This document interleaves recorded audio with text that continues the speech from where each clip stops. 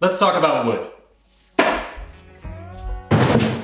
don't know if you know this, but wood comes from trees. And as silly as that sounds, it's actually really important to remember when trying to understand why wood behaves the way it does and why it looks the way it does. Wood is not a material that was manufactured or refined or smelted like plastic, metal, or even paper. Wood is a raw material that is made by a tree to help that tree live and grow and support itself. In some ways, it has more in common with meat than metal. Welcome to Finished, our video series on the art and science of wooden surfaces. As the series goes on, I'm really excited to look into pigments and resins and paints and plastics, looking into optics and chemistry and the durability of woods and different techniques for applying different coatings to wooden surfaces. But I think before we get into any of that, it's really important to understand our base material, what we're going to be applying all of these materials on top of, wood. And to understand wood better, we need to understand trees and how this material is made.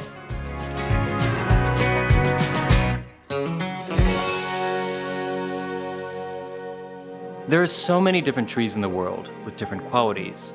For example, this is a tree, this is a tree, this is a tree, this is a tree, and this is a tree. This is a Willemite pine. It's the only living species left in the Willemia genus, and it's potentially up to 200 million years old. Not this one specifically, but the species. Which is to say it's first appeared over 150 million years before trees like oaks first appeared. Which is to say, the Stegosaurus and the Tyrannosaurus rex came into existence and went extinct between the formation of this tree and this tree. You see, the word tree is not so much like mammal or fungus, which characterize a group of similar species.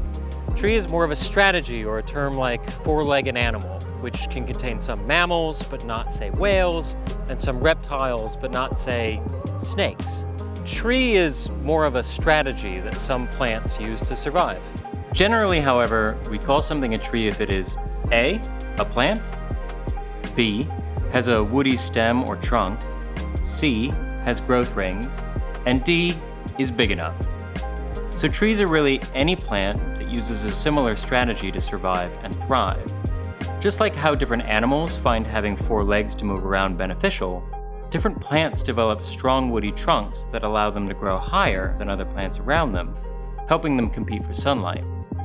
For a lot of the same reasons that the trunks of trees are really good at growing tall and supporting a canopy of leaves, they're also really good to make stuff from. Evidence uncovered in Zambia in 2019 suggests that humans have been working with wood for hundreds of thousands of years. So let's have a look at what's going on. This is a chunk of a log, a chunk of a tree. And here you can see where the tree first started growing up as a sapling. And then, of course, all the way out here, you can see the outside of the bark of the tree. But it's in this spot here between the wood and the bark where a lot of the action is happening, a lot of the growth occurs in a tree. This is called the cambium, and it's what's referred to as a meristem, or a collection of unspecialized cells that have the capacity to divide and create all the types of cells that are needed to make the trunk of this tree. Some of the cells in the cambium will divide and form on the outside. These will become the bark or the phloem. They protect the tree, but they also transport sugary sap from the leaves down to the roots. And then, of course, there's all the cells that are formed on the inside, towards the center of the tree. This is where we get wood, or xylem cells in all plants. These xylem cells both provide structure to the plant, but also move watery material from the roots up to the leaves. Just after these cells are formed, the majority of them will die and become hollow, allowing them to become pathways for sap. But only the newer cells still transport sap like this. For this reason, this part of the wood is referred to as sapwood. It is often paler and less durable than the denser heartwood of the tree, because most of these cells are empty.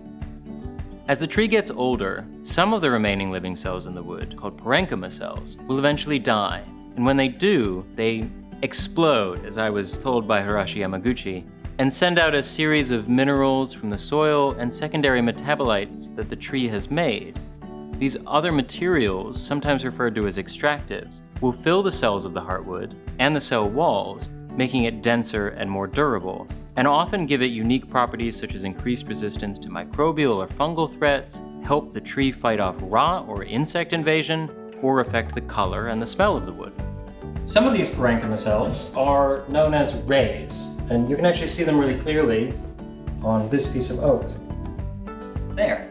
They form pathways from the heartwood outward to the cambium of the tree, and they transport materials, metabolites, and other things that the tree trunk needs inward and outward, as opposed to upward and downward.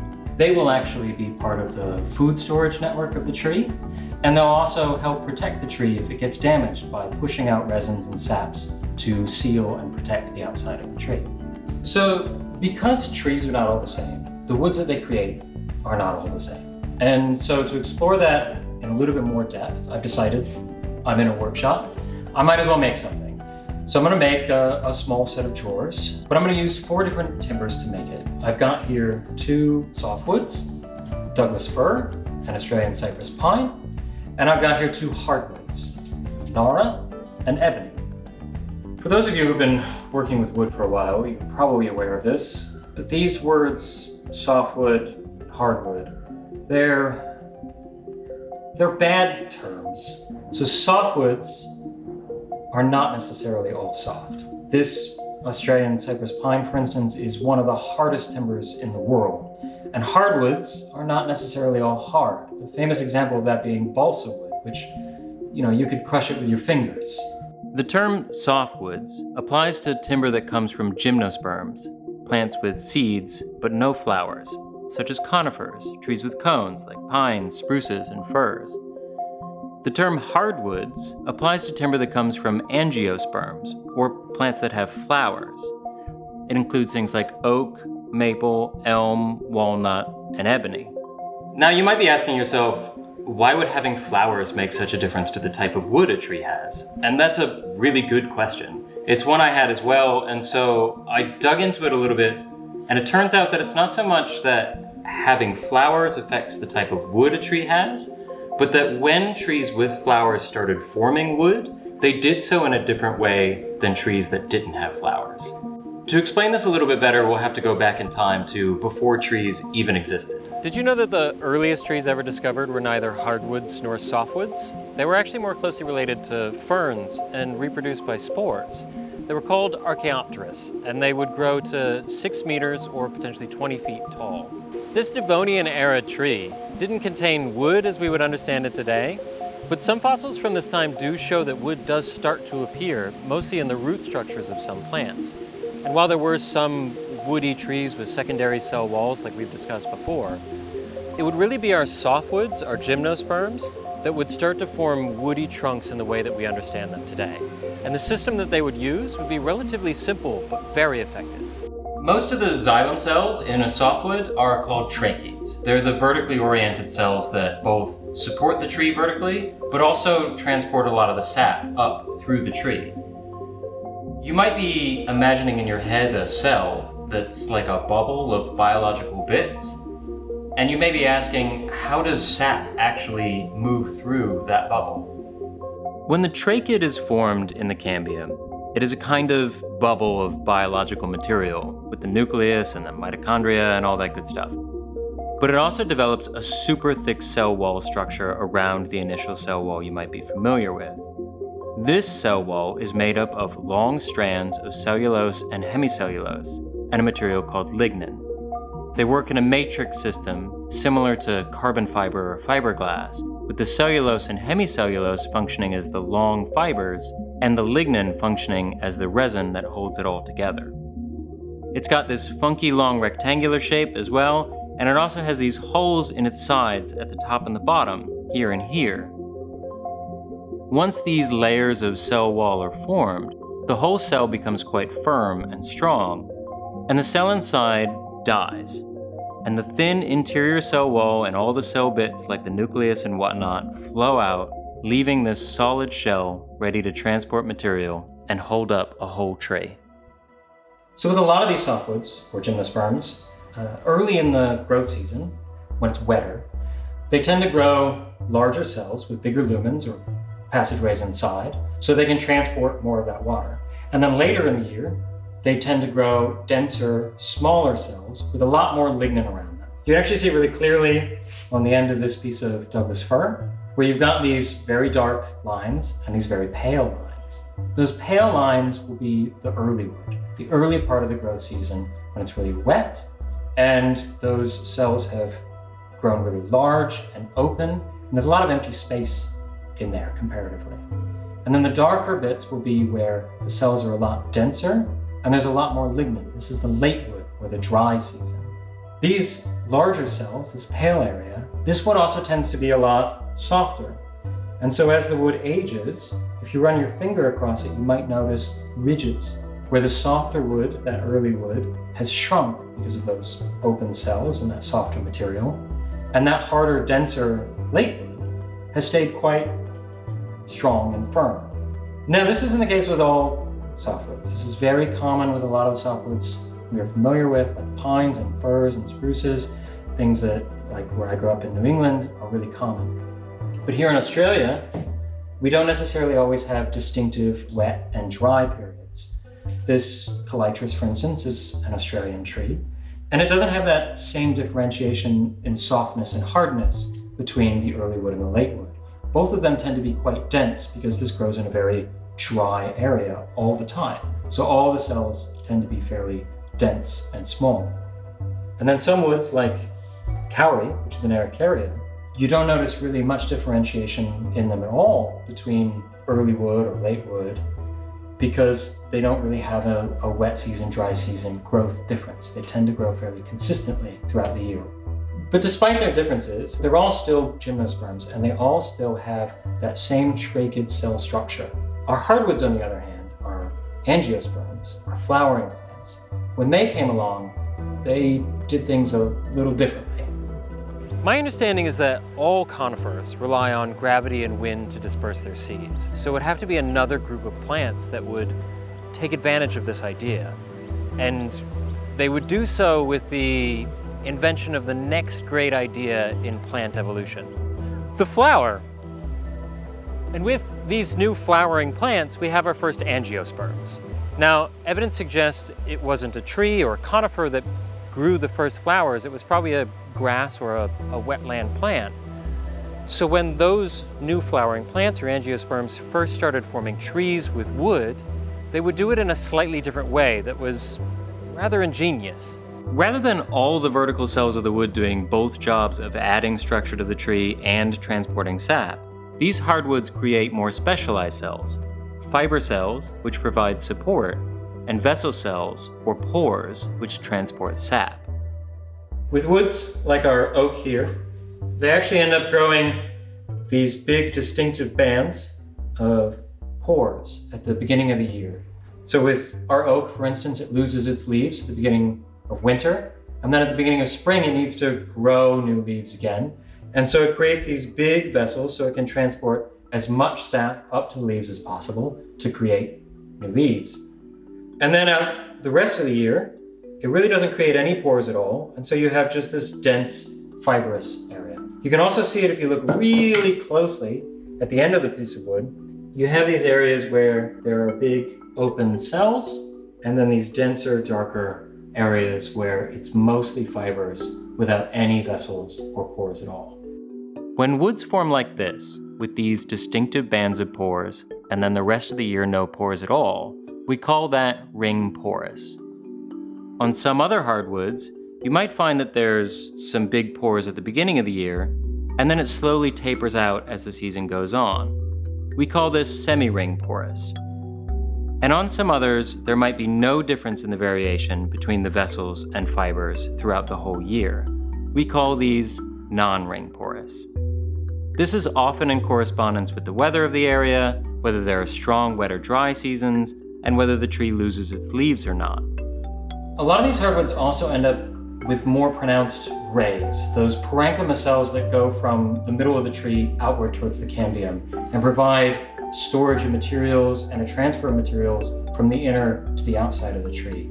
For some reason, these hardwoods have developed much more prominent ray cells than in a lot of the softwoods.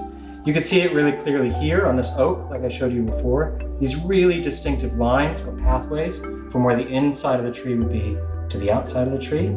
And you can see that how that affects how it looks on a tangential cut with these distinctive lines or bands in this oak piece here. It's really prominent in some other woods like lacewood or this beefwood here. And you can see on this particular cut how those parenchyma or those ray cells are cutting across the direction of the tree, growing in a more perpendicular direction to the rest of the fibers and pores of the wood. But I'll talk more about a lot of that later on. For now, I need to clean this up. I need to get started making my project. But as I do, I'd really like to go through each of the timbers that I'll be prepping and talking about them specifically, and also some of the aesthetic and visual choices that we can make with these woods, understanding them a little bit more clearly now.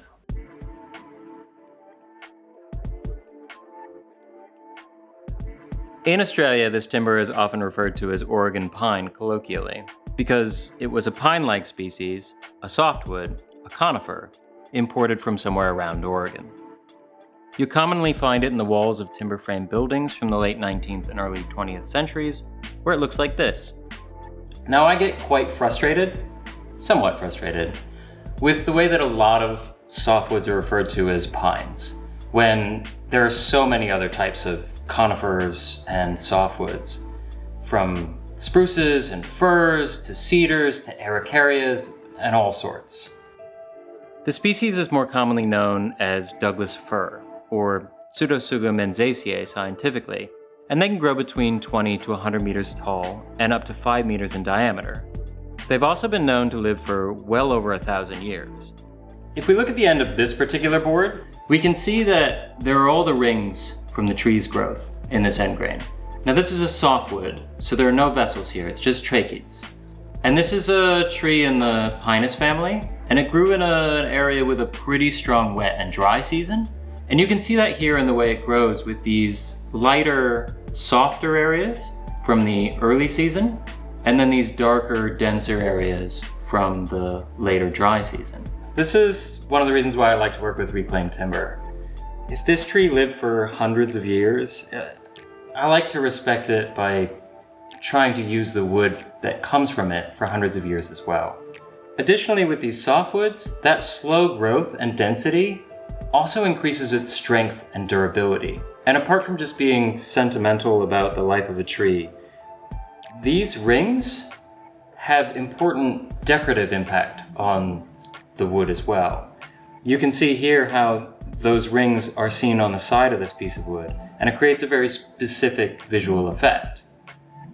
On this piece of fir, that visual effect is a little bit different, and why has to do with where in relation to the tree the piece of wood was cut. Here's some terminology that's helpful. This is a generic tree trunk, and it's different in different directions. We can draw one line going up and down, another line going inward and outward, and then we can form a third line perpendicular to that inward and outward line. This up and down direction we call longitudinal. The inward and outward direction we call radial. And this other direction is called tangential. Longitudinal, radial, tangential. Now remember, these terms are in relation to a tree, which is a circular tubular object.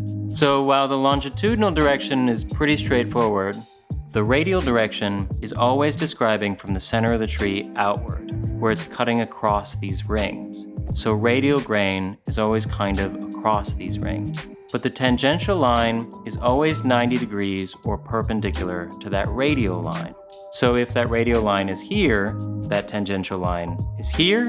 And if that radial line is here, that tangential line is here. I like to use these terms when describing what I see in wood because they're somewhat simple, and they help remind me of the wood's relationship to the tree and what that relationship is. Now, in traditional milling of timbers, there are a number of cuts of wood you can get. If you take a log and just slice through it in the most straightforward way, you'll get mostly what are called flat sawn or plain sawn boards. Most flat sawn boards will have tangential grain on their main face, which ends up looking a bit like this, with these side bands and some of these mountains or crowns, as they're sometimes called. But if you cut a log up like this, you get what we refer to as quarter-sawn boards or rift-sawn boards. In some cases, different people refer to things by different names, which is why I like to use the terms discussed earlier.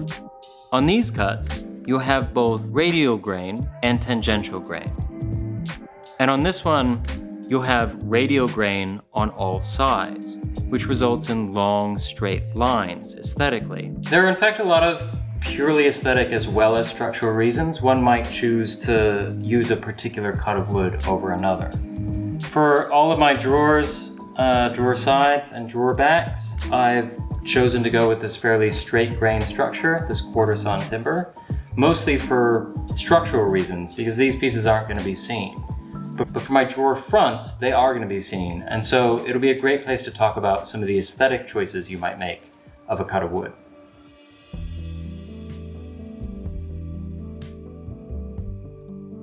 I'm making the drawer fronts out of a timber that is sold here in Australia as cypress pine, but its scientific name is calitris.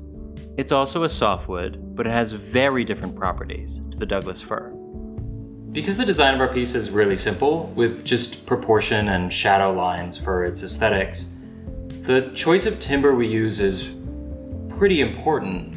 And not just the species we choose to use, but the type of cut we use, as mentioned before.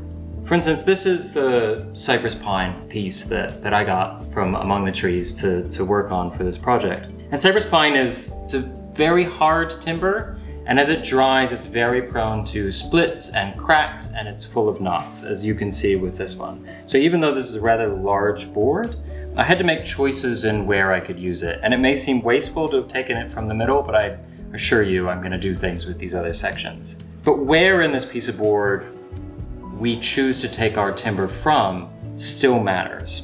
So with this one, I found this section in the middle that I quite liked.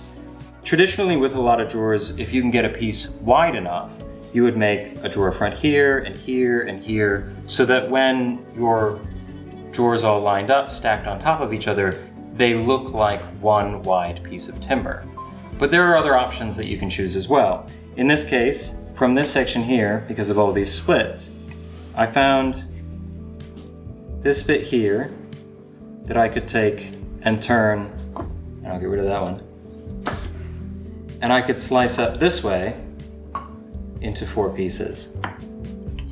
And those 4 pieces all have a relationship with one another in the tree, so they're gonna have a similar look, they're gonna have a similar color, and so I can get a similarity out of them, but they won't show one big piece of timber. What I can do with them, however, I can potentially lay them out like this,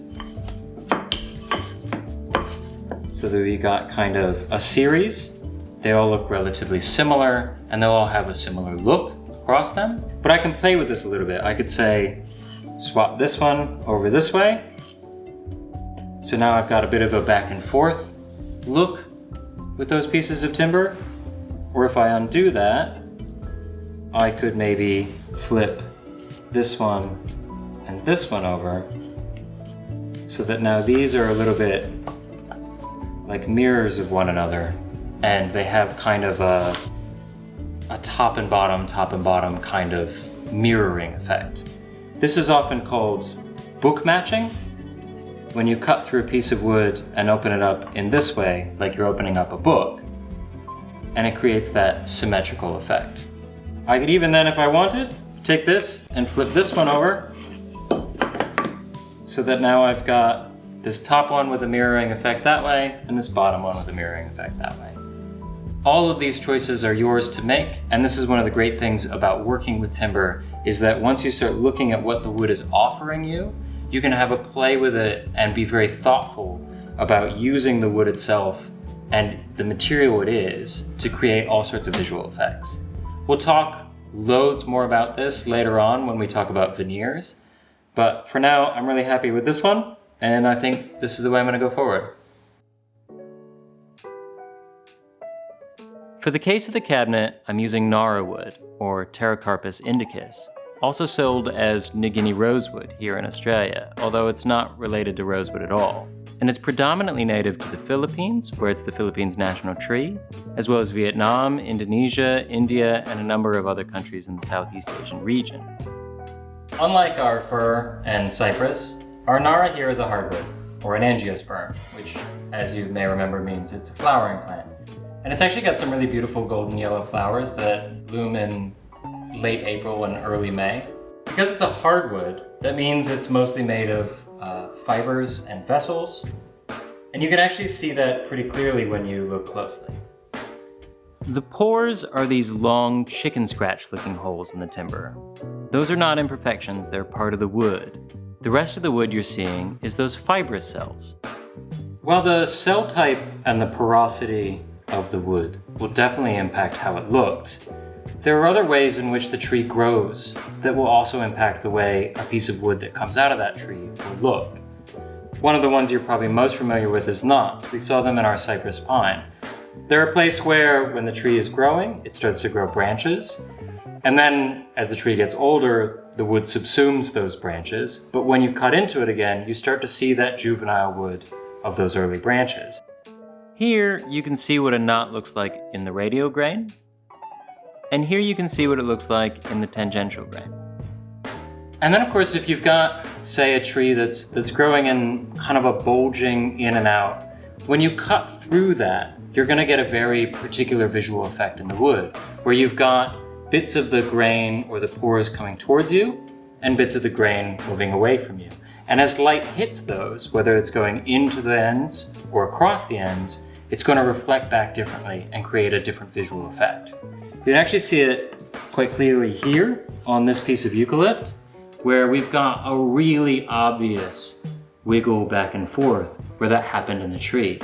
And then what's really interesting about that is that's how it looks here.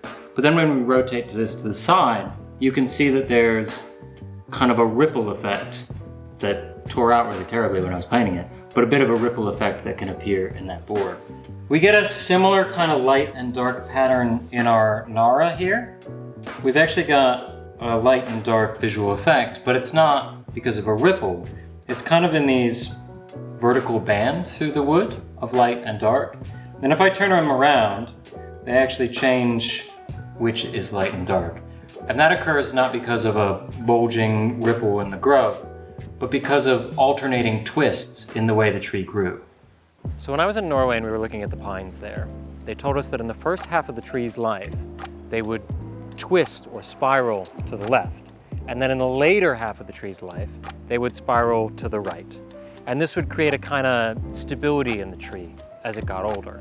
This is not a unique property to just these pine trees. And in fact, some trees will spiral much more consistently or more dramatically than others. Certain trees, in some years of their life in that cambium, they'll create cells that are starting to spiral in one way, and then the next growth season or every few years, they'll spiral back the other way. And when this happens, you get what's called an interlocking grain, where some of the fibers are going this way, and then the ones next to it are going that way, and then the ones next to it are going that way, and it creates a really beautiful pattern in the wood.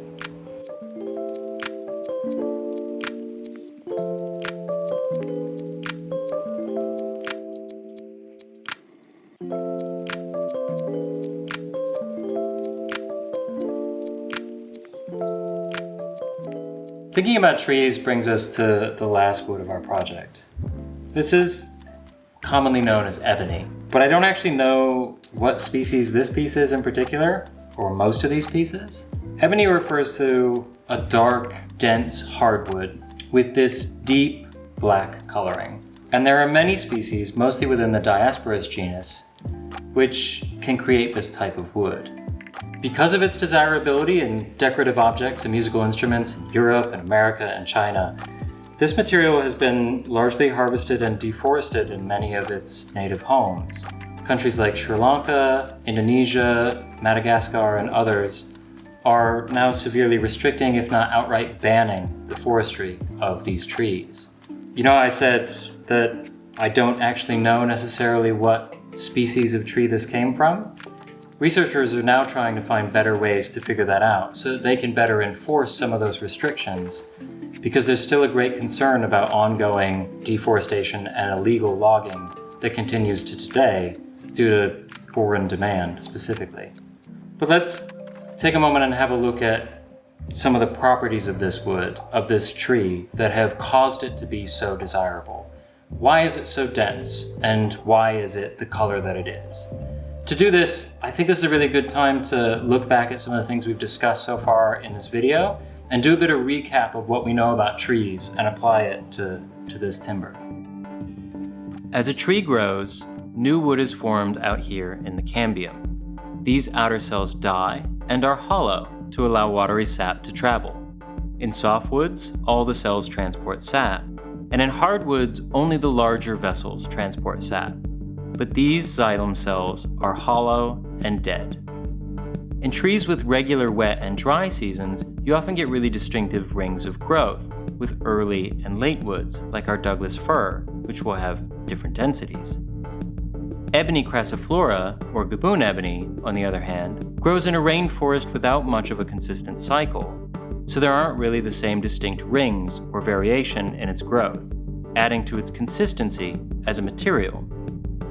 Additionally, crassiflora is a shade-loving tree. It does well under the canopy of large, older trees, and will grow rather slowly and densely in this environment. The other cells in the sapwood area are called parenchyma cells. That's what the rays we saw in that oak and beefwood were.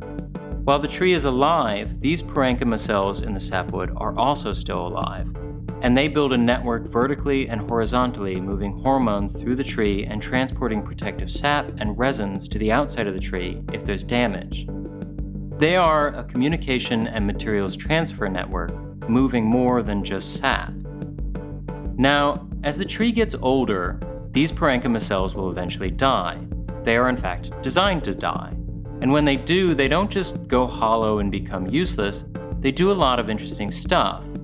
Right here at the interface between the heartwood and the sapwood, it's the way these parenchyma cells die that creates the heartwood and determines a lot of its qualities. One thing I love about heartwood formation is that there's still actually a lot of research being done into it.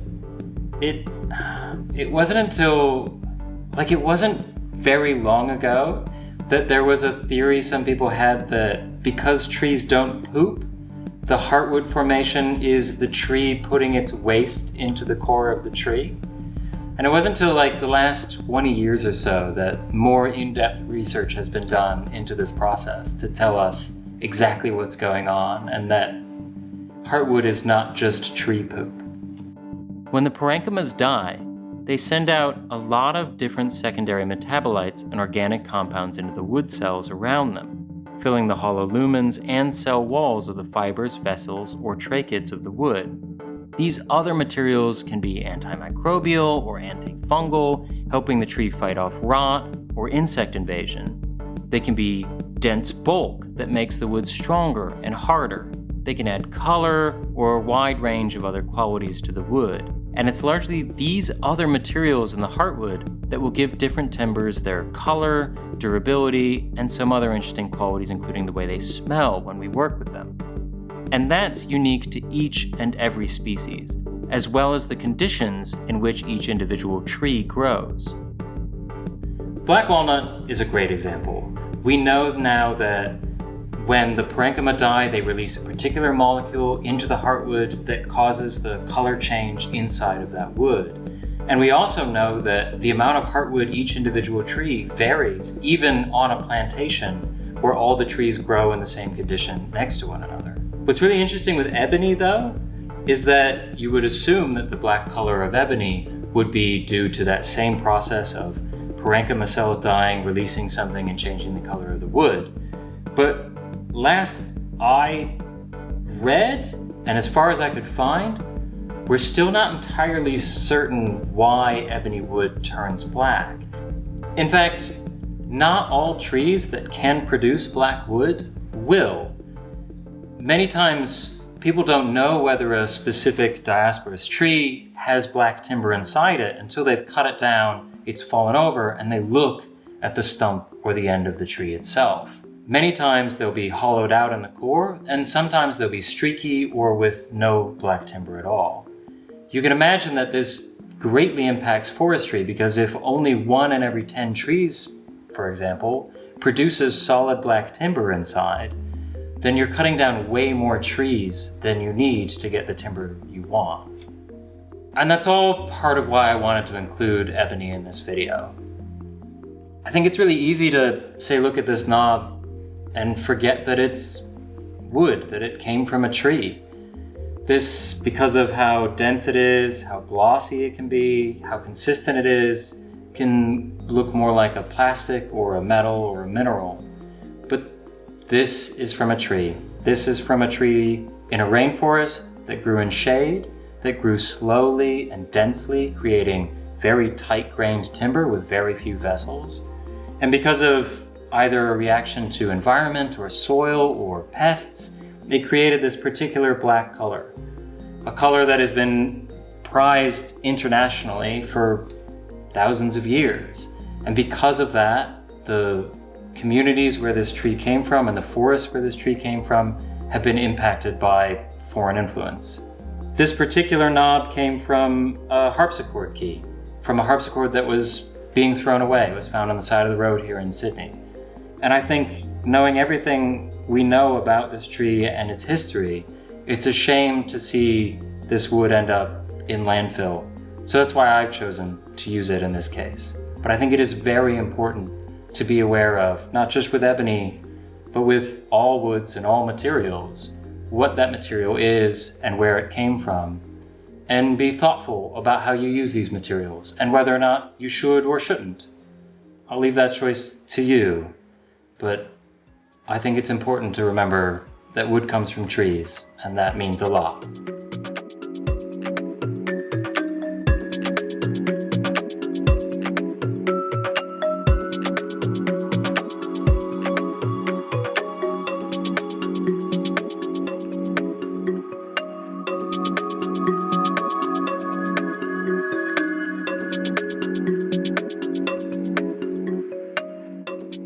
So yeah, wood comes from trees. We all know this, but I do think it's easy to kind of forget what that means sometimes.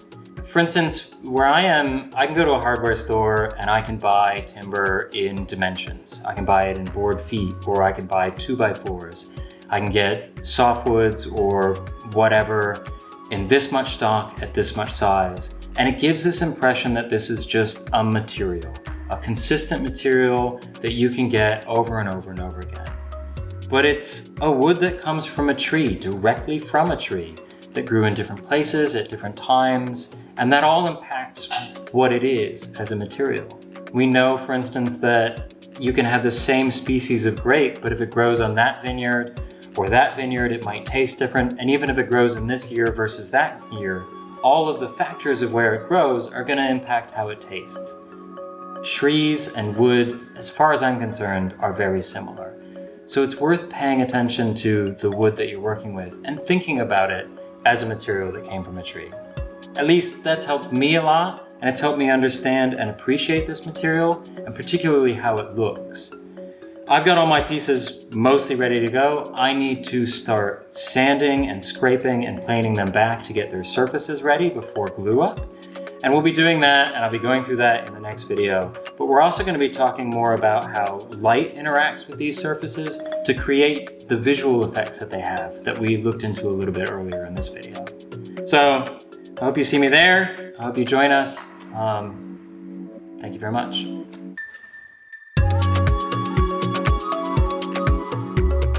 Thank you so much for joining us. I've really enjoyed putting this video together. I've learned a lot about wood while doing it. If you enjoyed it and you got a lot out of it, fantastic. You can check out what we're trying to do over on our Patreon. There's something about that somewhere around here. And I really hope you join us in the next video as well, where we're talking about light, we're gonna talk about color, and we're gonna talk about surface prep, sanding, scraping, planing. And there's so much more after that. We're gonna go into durability. We're gonna start actually working with finishes. I really hope that you join us for all that. I'll see you there.